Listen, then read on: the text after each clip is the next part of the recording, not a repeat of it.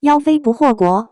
王楚然美翻众生，程磊暴君形象出人意料，100万点赞，万众期待。没错，说的就是眼下那部还没开播就已经在热搜上光速打卡的成何体统。看这阵势，我都怀疑官方预告片是不是掏空了整个互联网的存储空间。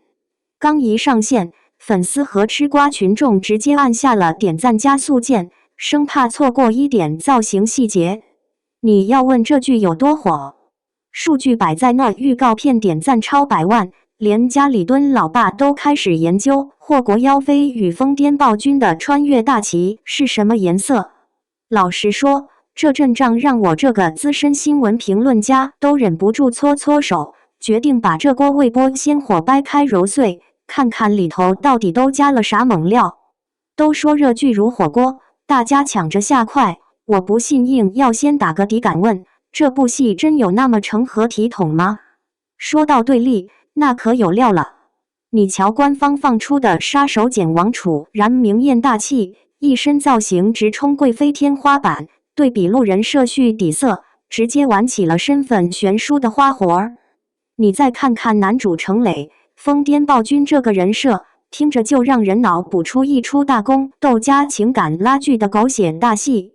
偏偏这两位，一个现代社畜王翠花，一个初中生张三，硬生生被套路穿越，强行塞进了官宣主线，结果闹出了 How are you 老乡见老乡的经典场面。网友刷屏直呼感觉自己上班都能穿书。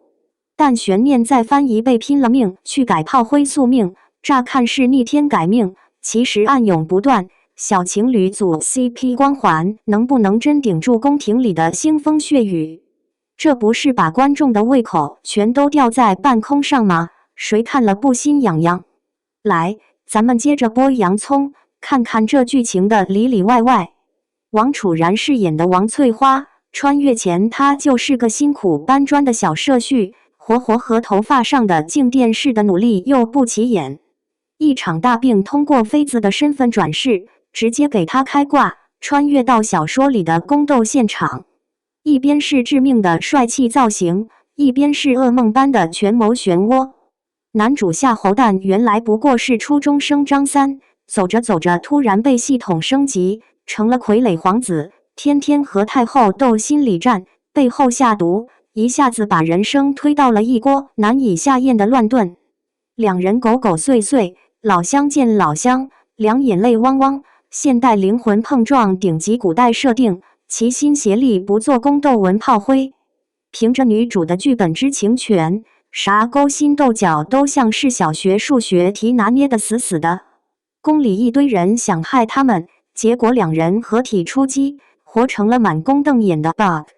老百姓看热闹那叫一个带感，一边惊叹王楚然的颜值和衣品，一边分析剧情是不是在给社畜报仇雪恨。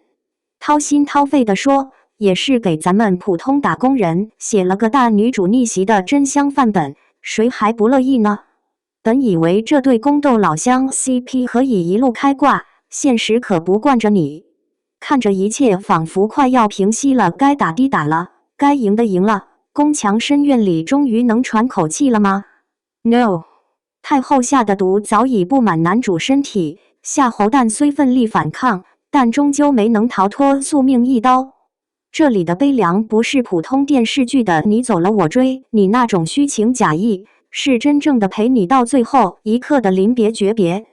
男主身体每况愈下，看着女主即将带领群臣开创盛世，可自己偏偏只能在病榻边上读情书。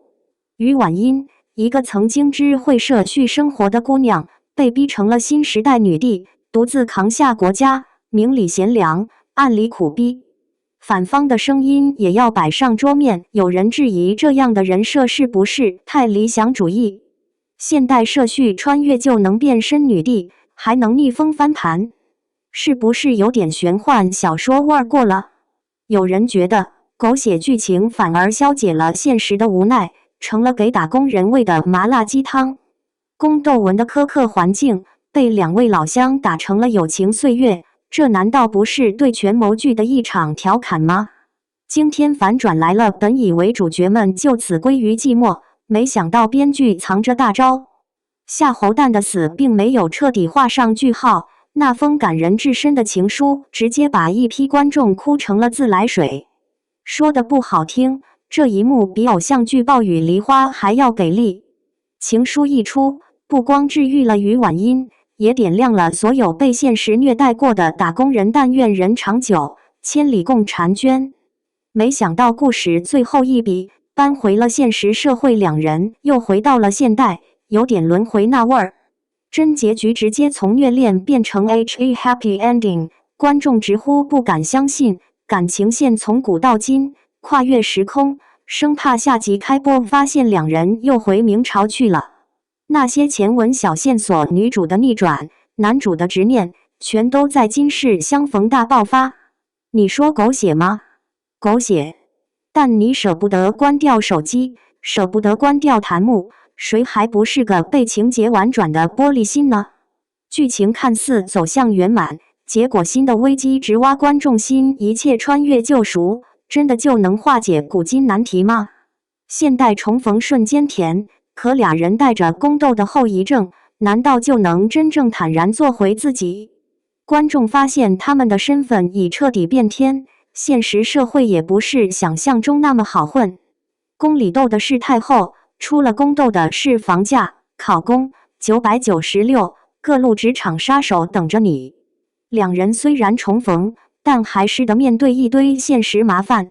如果说在宫里凭剧本活命，到了现代就得凭本事赚钱养家，大女主和疯癫暴君的故事瞬间变成了社畜奋斗史。反倒是这些现实障碍，让观众发生了新的共鸣。宫廷里的难，现代更难。评论区一片吵架，有人感慨人生如戏，结局无非就是努力做更好的自己，也有人吐槽未剥鲜活，怕是又一碗虚无鸡汤，喝多了容易膨胀。说真的，像王楚然和程磊这种颜值爆表加人设泪目的组合，能让成何体统热度飙到天花板，我是一点都不奇怪。你看看主线社畜逆袭，宫斗幡然，现代重逢，活脱脱就是咱们中国人最爱看的人生放大镜。只是这穿越套路被编剧玩的花样太多，不得不让人怀疑，是不是编剧的想象力已经开始逆天了？一部剧集能不能真的担得起改变命运的功效？我假装夸夸成何体统挺会玩的，故事是讲的热闹，值不值得大家上头，还得你自己说了算。这部成何体统未剥鲜活，热度拉满，情感拉扯个不停，真能成为中国宫斗剧的新天花板吗？社畜逆袭，疯癫暴君，神仙颜值，难道我们真的愿意相信励志鸡汤能喝出未来？是靠剧情脑洞救赎现实压力，还是又一次集体自我感动？你觉得这种未剥鲜活的炒作方式，到底是剧情有料，还是营销套路？来，评论区掰扯掰扯，是咱们带节奏，还是节目组算计的太聪明？